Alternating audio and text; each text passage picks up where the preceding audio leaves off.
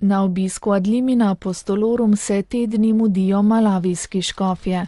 Danes jih je v avdienco sprejel tudi papež Frančišek. V govoru, ki so ga škofje dobili v branje, izpostavlja pomen pastoralnega prizadevanja, vlogo družine, duhovništvo in posvečeno življenje, pastoralo mladih. Posebej spomni na mnoge ljudi, ki v tej afriški državi živijo v revščini, ter na osebe, ki trpijo zaradi aidsa. Papež malavijske škofe spodbuja, naj ostajajo blizu vsem, ki so v stiski, vsem bolnim, predvsem otrokom.